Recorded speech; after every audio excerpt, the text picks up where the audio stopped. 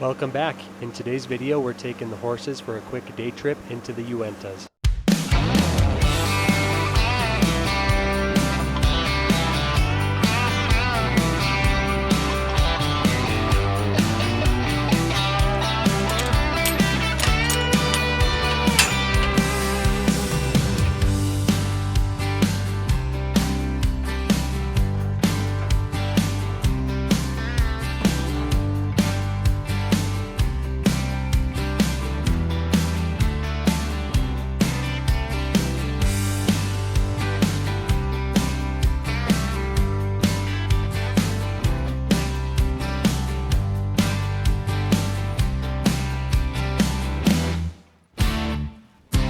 Now throughout the entire day we ended up doing just under 9 miles, and it's super nice to be able to do that on horses instead of on foot. I've hiked to this lake that we're going to a few different times, and it's always nice to be able to take the horses. It's kind of funny, they'll stop and they'll splash and they'll end up soaking themselves and the rider completely. This time they didn't actually stop, so we just kept on going through. I was nervous as we were getting started that those mosquitoes that the Uintas are famous for would be out in full force. Fortunately though, they were not out. There were a few at the trailhead, but by the time we got out to the lake, they were gone. I would guess that as you're watching this video, they are out now, so definitely take bug spray.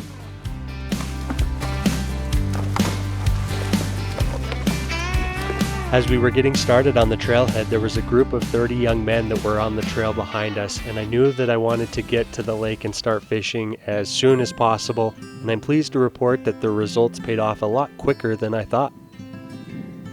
First cast. Just ignore my childlike giggles in this next part. I'm working on it, I promise. Oh my goodness. Oh, wow. Woof. Whoa, that thing is a trout. Tiger trout to be specific. I've talked about this in past videos, but you guys have to remember the average size of the fish in the Uintas. Most of them are pretty small, so to catch one that was about 16 inches in length, that wasn't just one of your stocked rainbow planters from one of the roadside lakes, it was a good time. Eat him or? Doesn't hurt to have another one. Okay. Pretty fish though. I don't know, dude. He's pretty small. You think he'll catch a bigger one? I'll catch a bigger one. Let's go. Ooh, that's a nice rainbow. No, it's a cut. Riley, this one's a cutthroat. So far we've caught some tigers, some brookies, and now some cutthroat. Anything out there for a second?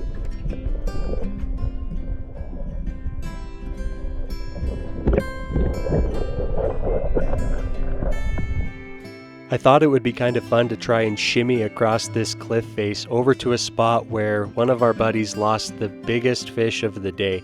Now perhaps it was wishful thinking to think that I could go over there and catch the fish and retrieve the balanced leech that was in its mouth, but I ended up going over here and fishing for a few minutes before something truly miraculous happened. Good fish. Yeah, that's his first one ever on a fly rod, isn't it? Yep. Wow. Happy day. First one ever on a fly rod. Hold him up there. We'll take your picture with him. We got one. It's about time. Yeah. This truly was a birthday miracle for my dad, because last year I took him up to Alaska with me while I was filming a project for a week, and he ended up catching more fish in the Uintas on this day than he did the entire week we were in Alaska. While the horses were getting a drink of water, I noticed that there were things moving in the water, and I actually found out that they were salamanders. And it's kind of funny because Jackson here is holding the salamanders, and I think the last time I held a salamander was playing one of those stupid pranks in high school where we actually caught a bunch of them and let them go in his toilet, so it kind of came full circle. After giving the horses something to eat and drink, we cooked the fish the old-fashioned way over the fire and ended up taking a nice afternoon nap.